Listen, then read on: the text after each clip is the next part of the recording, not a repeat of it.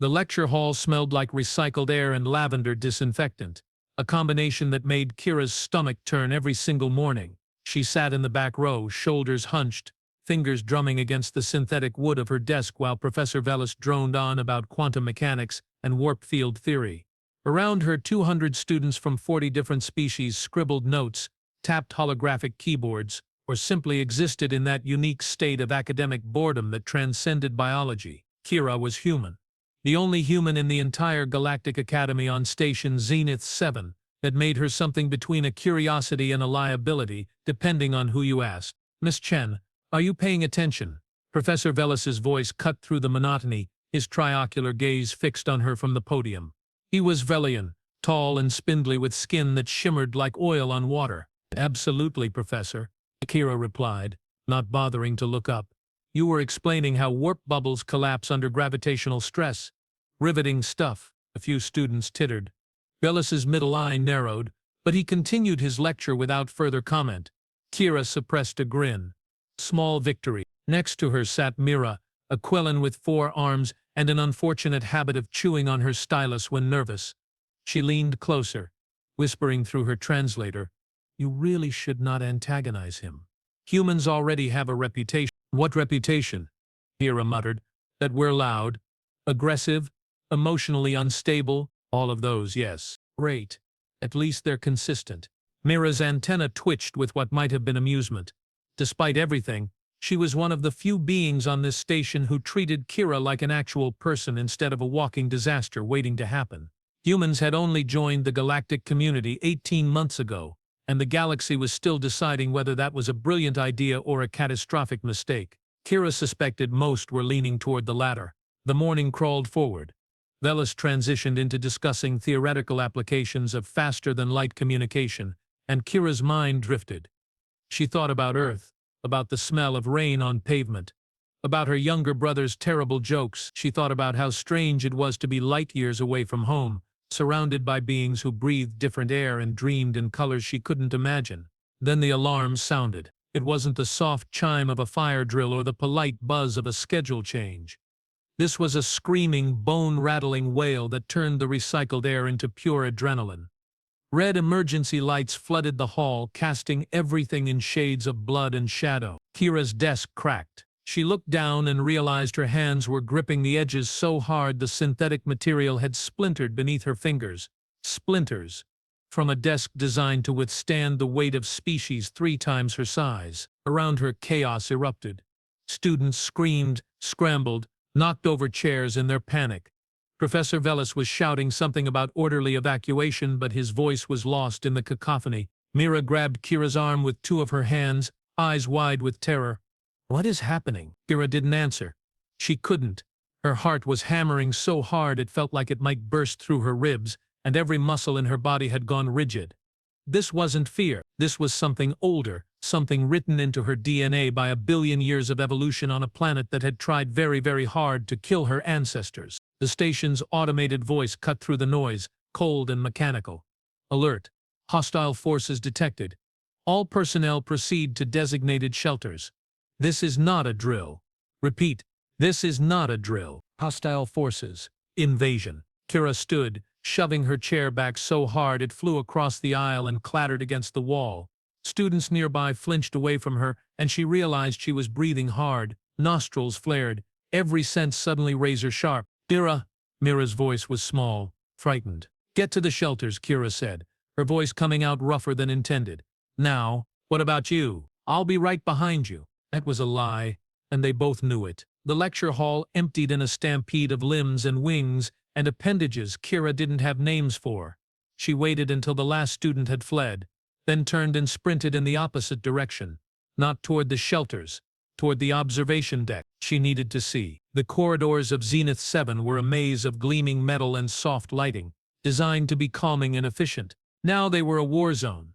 Emergency teams rushed past her, shouting orders in a dozen languages. A Kree engineer nearly collided with her, his exoskeleton clattering as he adjusted course. "Wrong way, human," he barked. Kira ignored him. The observation deck was supposed to be off-limits during emergencies, but the door slid open when she swiped her student ID. Apparently, the station's security protocols hadn't accounted for someone stupid enough to run toward danger. She stepped inside and her breath caught. Through the massive, transparent dome, space stretched out in every direction, beautiful, infinite, and currently filled with ships, not galactic community ships.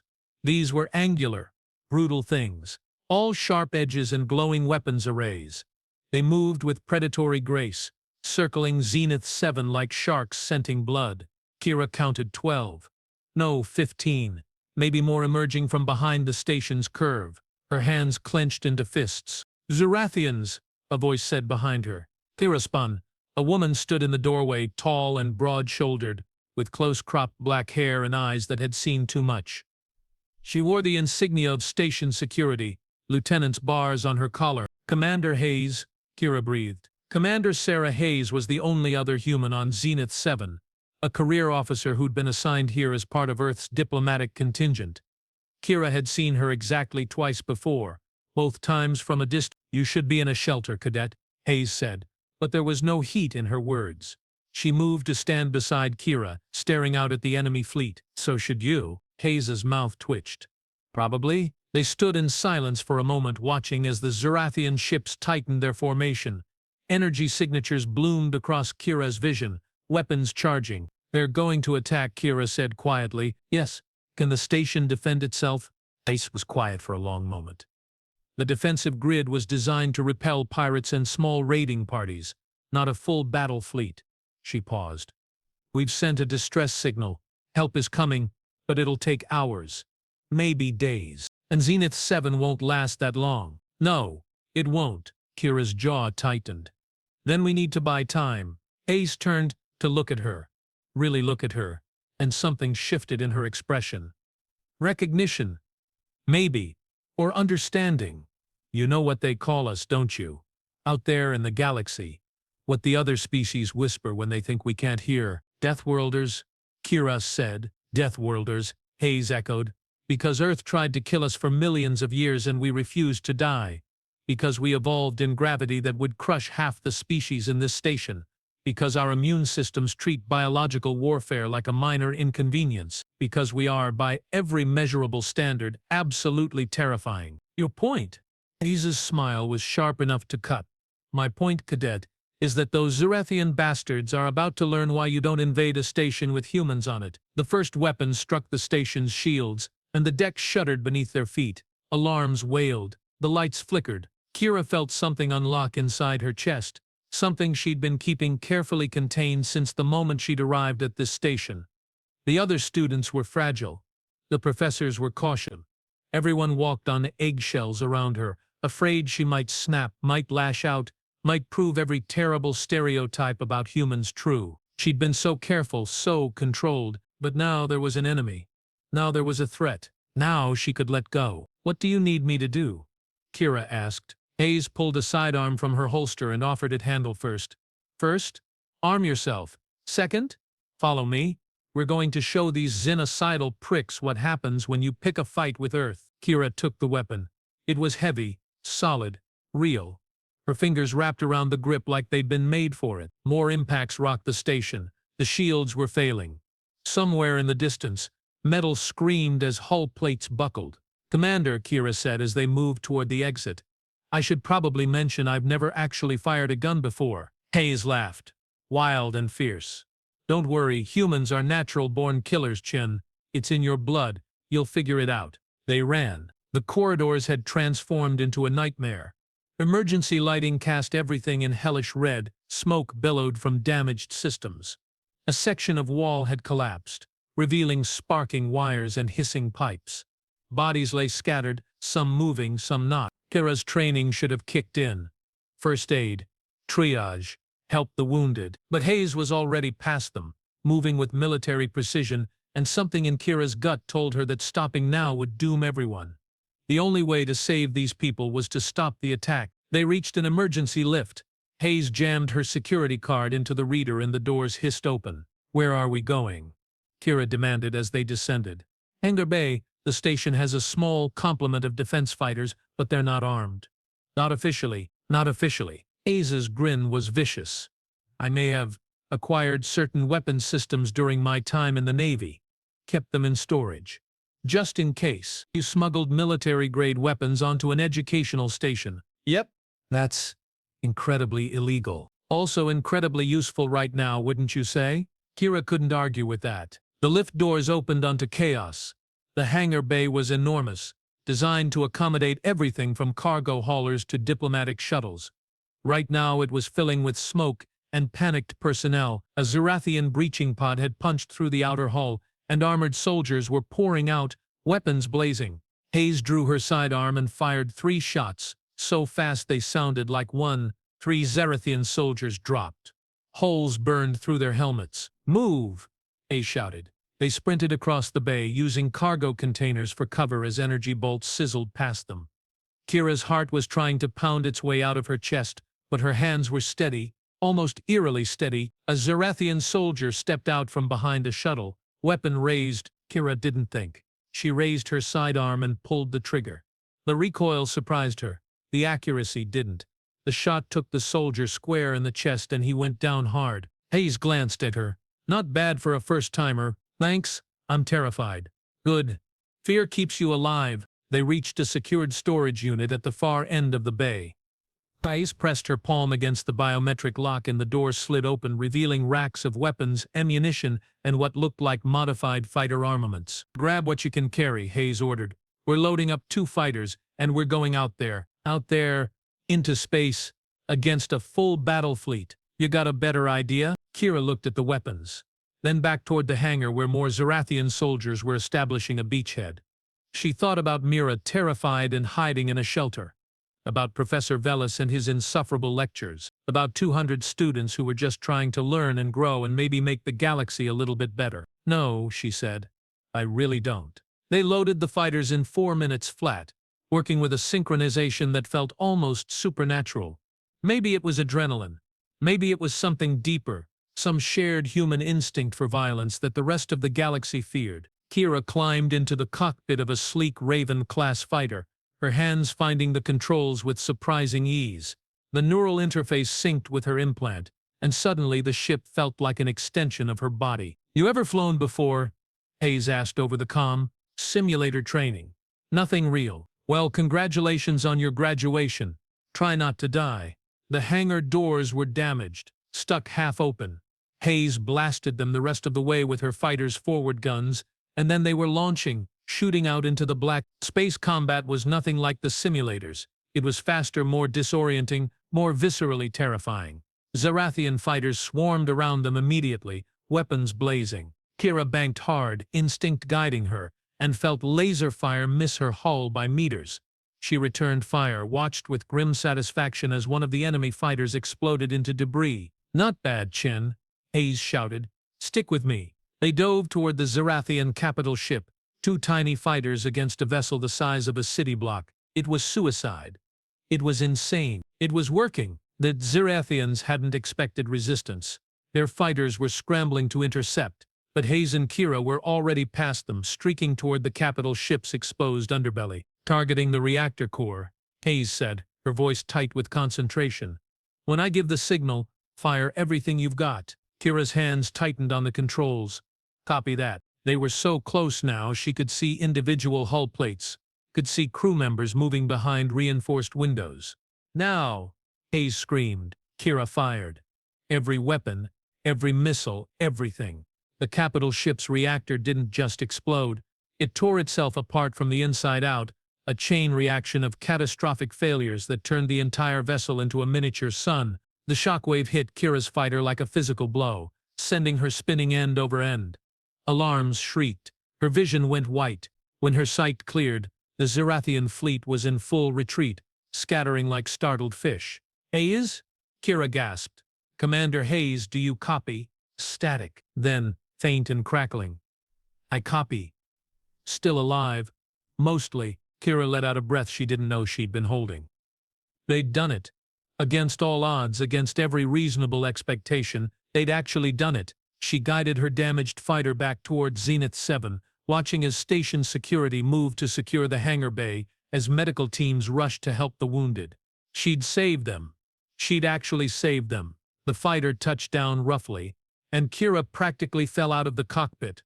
Her legs were shaking. Her hands were shaking. Everything was shaking. Hayes appeared beside her, blood running down one side of her face from a cut above her eye, grinning like a maniac. "Welcome to the war, cadet," she said. Kira opened her mouth to respond. That's when the second invasion fleet dropped out of warp, twice the size of the first, and every weapon trained on the station. The comm systems exploded with panicked voices. Station command was shouting evacuation protocols. Defense coordinators were screaming about insufficient firepower. Someone was praying in a language Kira didn't recognize. Commander Hayes grabbed Kira's shoulder hard enough to bruise. "You get back in that fighter. Now." "They'll slaughter us," Kira said, but she was already moving. Her body had disconnected from her brain, running on pure survival instinct. "There's no way 2 fighters can take on that many ships." "Then we don't take them on. We buy time." Hayes was climbing back into her cockpit, blood still streaming down her face. The distress signal went out. "Galactic Defense Forces en route. We just need to keep this station in one piece until they arrive." "How long?" 40 minutes. 40 minutes. An eternity in combat. A blink in any other context. Kira sealed herself into her fighter, felt the neural interface reconnect. The ship's systems were damaged but functional. Barely, she had maybe 60% weapon capacity, and the shields were operating at a fraction of their normal strength. Through the cockpit canopy, she watched the second Azarathian fleet arrange itself in an attack formation. These ships were larger, more heavily armed. The smaller craft that had retreated earlier were regrouping with them, doubling their fighter complement. "They're really committed to destroying this place," Kira muttered. "Zenith 7 is the premier research and education facility in this sector," Hayes replied through the comm. 40 species represented, thousands of the brightest minds in the galaxy. "They're not trying to conquer it, Chen. They're trying to send a message." "What message?" "That the galactic community is weak, that we can't protect our own, that unity is a fantasy." His voice went cold. "The Zarathians have been isolationists for 3 centuries. Now they're making a play for dominance, and this is their opening move." The lead Zarathian vessel powered up its main cannon. Energy readings spiked across Kira's display, climbing higher and higher. "That's a planetary assault weapon," Hayes said quietly. "One shot will crack this station like an egg. Then we stop them from firing." "With what?" Harsh language. Cora's mind raced. 2 fighters. Damaged fighters. Against a fleet that could atomize them without effort. The math was impossible. The situation was hopeless. Human specialized in hopeless. "Commander, what's the one thing every species in the galaxy agrees about humans?" Hayes was silent for a moment. Then she laughed, sharp and bitter. "That we're insane." "Exactly. So let's prove them right." Kira opened a channel to the Zarathian fleet. She had no idea if they'd even listen, but she had to try. "Zarathian vessels. This is Cadet Kira Chen of Earth. You are in violation of galactic community law. Withdraw immediately or face consequences." The response came 30 seconds later, translated through her ship's computer. The voice was cold, mechanical, utterly without mercy. "Earth, the species that believes itself equal to civilizations millennia old. You are irrelevant. Your warning is irrelevant. Prepare for annihilation." "Irrelevant," Kira repeated. "That's their mistake right there." She plotted a course directly toward the lead vessel, the one charging its planet killer. "Commander, I need you to hit their sensor array. Blind them. Just for a few seconds." "And then what?" "Then I'm going to do something incredibly stupid." "Kira, wait." But Kira was already accelerating, pushing her damaged fighter to maximum burn. The Zarathian fleet opened fire, and space around her became a lattice of death. Energy bolts and missiles filled the void, each one capable of vaporizing her ship. She dodged. Not through skill, not through training, through something deeper, something her body knew before her mind caught up. Earth gravity was crushing compared to most worlds. Earth predators had been fast and deadly. Humans had survived by being faster, smarter, more adaptable. Kira's ancestors had dodged saber-toothed cats and cave bears. These energy bolts were just bigger teeth. Hayes's fighter streaked past, weapons blazing, and the Zarathian flagship sensor array exploded in a shower of sparks and debris. For exactly 4.3 seconds, the massive ship was blind. Kira used every one of those seconds. She dove beneath the flagship's ventral hull, so close she could have reached out and touched the metal if not for the canopy. Targeting systems locked onto the charging weapon's power coupling, the one weak point in its heavily armored structure. She fired everything. Missiles, lasers, kinetic rounds, everything. The coupling ruptured. Energy meant for the station backfed into the weapon itself, and Kira was already pulling up, pulling away, pushing her fighter past its maximum stress tolerances. The Zarathian flagship's main weapon exploded. Not the controlled detonation of a reactor breach, but a chaotic, violent failure that tore through internal systems like a cancer. Secondary explosions rippled across the hull. The ship began listing, life support failing, crew evacuating in escape pods. The rest of the fleet hesitated. Just for a moment. Just long enough. "That's 2 capital ships, you arrogant bastards." Hayes snarled over the comm. "You want a third?" The Zarathians did not in fact want a third. Their formation broke, ships peeling away, fighters retreating to defensive positions. But they didn't leave. They regrouped, recalculated, prepared for a second assault. Kira's fighter limped back toward the station, systems failing one by one. Red lights covered her dashboard. The neural interface was screaming warnings directly into her brain. "Chen, your ship's falling apart," Hayes said. "I noticed. Get back to the hangar. You're done." Not yet, because she'd seen something. A pattern in the Zarathian formation, a gap in their defensive screen, a change, and 37 minutes left until reinforcements arrived. She changed course, vectoring not toward the station but toward the enemy fleet's left flank. 3 heavy cruisers hung there, weapons charging, prepared to pound Zenith 7 into scrap metal. "Kira, what are you doing?" "Buying time. You'll die, probably." She thought about Mira hiding in some shelter, wondering if her sarcastic human friend was still alive. About her brother back on Earth, who'd cried when she left for the academy. About Professor Velis and his boring lectures that she'd never complain about again if she survived this. About the 200 students who deserved to live. Her fighter was screaming now, every system on the verge of catastrophic failure. She aimed for the gap between the cruisers, threading the needle at speeds that would turn her into paste if she hit anything solid. The Zarathians saw her coming. They fired. She dodged. Not all of it. One energy bolt clipped her starboard wing, tearing it half off. Her fighter began spiraling, centrifugal force trying to pull her apart. Kira roared, fighting the controls, forcing the dying ship to obey her will. She wasn't religious, but in that moment she prayed to whatever gods might listen. Human gods. Alien gods. The cold mathematics of physics itself. The fighter stabilized. Barely. She was inside their formation now, past their heaviest defenses, and she had exactly 1 missile left. 1 shot. 1 chance. The lead cruiser's bridge was directly ahead, command staff visible through reinforced windows. She could see their faces. Alien features twisted in shock and rage. They hadn't expected this. Hadn't expected someone to be this reckless, this desperate, this human. "For Earth," Kira whispered and fired. The missile struck the bridge dead center. The explosion was relatively small, contained, but it severed the cruiser's command structure.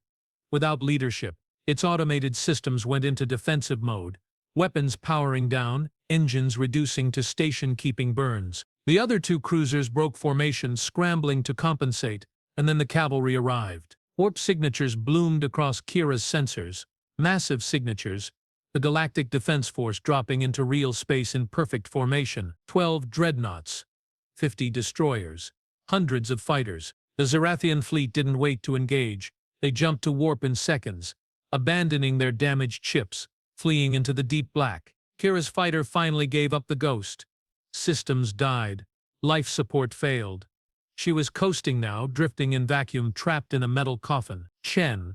Hayes' voice crackled through the dying comm system. "Kira, respond." She tried. Her mouth wouldn't work. Everything hurt. She was pretty sure she had at least 3 broken ribs and possibly a concussion. The cockpit was getting cold. Really cold. "Rescue teams are en route," Hayes was saying, but her voice sounded distant. "Hang on, cadet. That's an order. Hang on." Kira's eyes drifted closed. She'd done it. They'd won. Everyone would be okay. That was good. That was enough. When she woke up, she was in medical bay, wrapped in more bandages than she'd thought possible. Every breath hurt. Moving was out of the question.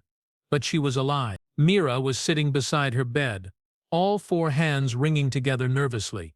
When she saw Kira's eyes open, she made a sound that the translator rendered as relieved sobbing. "You complete idiot," Mira said, which wasn't what Kira expected. "You beautiful, insane, terrifying idiot." "Hey," Kira croaked. "I saved everyone." "Yes, by nearly dying multiple times." Mira leaned forward, antenna trembling. "Every species in this station is talking about you. About Commander Hayes. About what humans can do when threatened. Are they scared? Absolutely terrified. And also grateful. It is a confusing combination." Kira managed a weak laugh that turned into a cough. "Where's Hayes?" "Giving reports to Galactic Command. She has been arguing with them for 6 hours about military protocols and rules of engagement. I believe she may have used several Earth profanities that the translators cannot process." "That sounds like her." The door slid open and Professor Velis entered, moving with the careful dignity of his species. He stopped at the foot of Kira's bed, three eyes studying her. "Miss Chen," he said formally, "I have been asked to deliver a message from the Academy Council." Here it comes, Kira thought. Expulsion for recklessness, criminal charges for taking military action, deportation back to Earth. "The Council wishes to extend their deepest gratitude for your actions during the attack," Velis continued. "Furthermore, they have unanimously voted to create a new position, Head of Emergency Response and Combat Protocols. The position is yours, should you choose to accept it." Kira stared. "I'm a student. I split a desk in half this morning because I got startled." "Yes," Velis said, and his tone was almost warm. "And when the alarm sounded, when everyone else panicked, you acted. You understood that violence, controlled and directed, is sometimes the only answer to violence.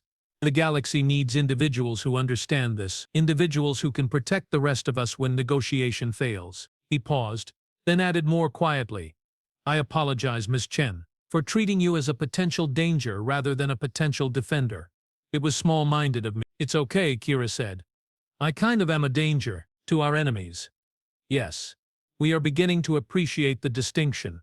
After he left, Mira squeezed Kira's hand gently. "So, you are famous now. The human who saved Zenith 7. How does it feel?" "Painful," Kira admitted. "Everything hurts. That is very human of you. To save everyone and then complain about the consequences. Complaining is also very human." "This is true." They sat in comfortable silence for a while. Through the medical bay window, Kira could see Zenith 7's curve, could see repair crews already working on the damaged sections, life continuing. Learning continuing. Because of what she'd done, because of what Hayes had done. Because humans, when pushed back harder. Commander Hayes appeared in the doorway several hours later, looking exhausted but satisfied. She'd cleaned up, changed uniforms, and the cut above her eye was sealed with medical adhesive. "Cadet Chen," she said formally. Then she grinned. "Or should I say, Head of Emergency Response. I haven't accepted yet." "You will." Hayes pulled up a chair, sitting with the careful posture of someone whose body had also been through hell. "Because you're a fighter, Kira. Because when the alarm sounded and everyone else ran toward safety, you ran toward the fight. It's not training. It's maybe it's a bad instinct. Maybe. But it's the instinct that kept humanity alive on Earth. And it's the instinct that's going to keep the galactic community alive now." Kira thought about that. About her broken desk and her reputation and the weight of expectation that had been crushing her since she arrived at this station. About how in the moment of actual crisis that weight had transformed into purpose. "The galaxy's still afraid of us," she said. "Good. Let them be afraid. Fear keeps people honest." Hayes leaned back, "But they're also grateful. And gratitude builds trust. And trust, given enough time, builds understanding." "You sound optimistic." "I sound realistic. Humans aren't saints, Kira. We're violent, aggressive, emotionally unstable deathworlders from a nightmare planet. But we're also loyal, courageous, and we don't abandon our own. The galaxy needs to learn that we're both the monster under the bed and the guardian at the door, sometimes simultaneously." Kira looked at her hands, at the bandages covering knuckles that had gripped a fighter's controls so hard she'd bruised bone, at fingers that had pulled a trigger without hesitation when lives were at stake. "I split my desk in half," she said quietly, "just from grabbing it when the alarm went off. I know. It's already a meme on the station network. Someone made an animation. Oh God, it's actually pretty funny, you should see it. Despite everything, Kira laughed. It hurt, but it was worth it. The door opened again and a junior medical officer entered. Some species Kira didn't recognize, holding a datapad. Excuse me, Head Chen, there are 63 media requests for interviews, 27 academic journals asking for articles, and apparently the entire freshman class wants your autograph. Kira looked at Hayes helplessly.